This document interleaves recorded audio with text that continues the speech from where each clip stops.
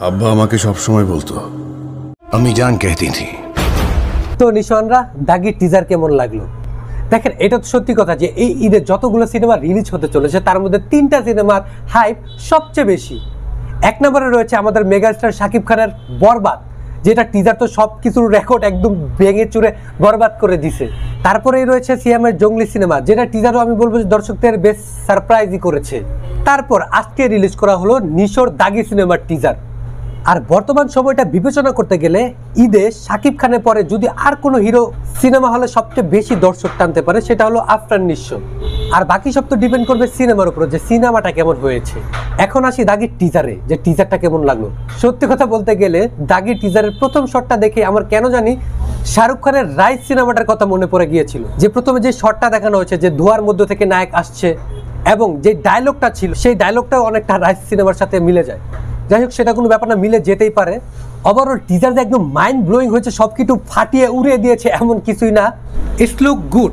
আমরা দারুণ কিছু ক্যামেরা শট দেখতে পাচ্ছি, প্লাস নিশোকে বেশ ভালো করে একটা বিল্ড আপ দেওয়া হয়েছে টিজারে। তবে টিজারে কিন্তু একটা জিনিস একদম ক্লিয়ার হয়ে গেছে, যে অনেকে বলছিল যে এই সিনেমাটা বাংলাদেশের এক সিরিয়াল কিলারের জীবনের উপর নির্ভর করে বানানো হচ্ছে। সেই জিনিসটা কিন্তু একদমই না, সেটা টিজার দেখে বোঝা যাচ্ছে যে এটা সম্পূর্ণ একটা নতুন গল্প হতে চলেছে।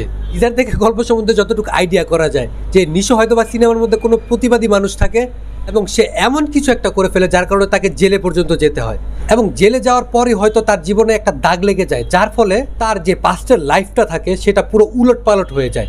এমনও হতে পারে যে জেল থেকে বের হওয়ার পর তার সাথে এমন কিছু একটা ঘটে যার ফলে সে ক্রিমিনাল অ্যাক্টিভিটিসের সাথে জড়িয়ে পড়ে, অথবা লাইক গ্যাংস্টার বা এমন কিছু একটা হয়ে ওঠে, যেমনটা টিজারে আমরা দেখতে পেলাম। টিজারে আমরা নিশ্চয় 2টা লুক দেখতে পাই, যে 2টা লুকই আমি বলবো যে বেশ ভালো। তবে টিজারে কিন্তু এই জিনিসটা একদমই ক্লিয়ার যে এটা কোনো মাস মাসালাদার বিগ বাজেট কমার্শিয়াল সিনেমা একদমই না, যার কারণে এটার মধ্যে বড় বড় সেট ডিজাইন কিংবা ধুমধারাক্কা টাইপের অ্যাকশন এইসব কিছু দর্শক একদমই দেখতে পাবে না। তবে দর্শকরা এই সিনেমার মধ্যে যেই জিনিসটা ভরপুর পাবে সেটা হলো দমদার একটা গল্প আর দুর্দান্ত অভিনয়।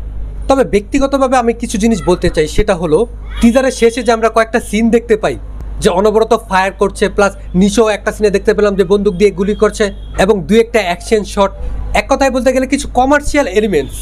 এই জিনিসটা যদি সিনেমার মধ্যে আরও ফুটিয়ে তোলা হয় বা এক্সপ্লোর করা হয় তাহলে আমি বলবো যে পুরো জমে যাবে।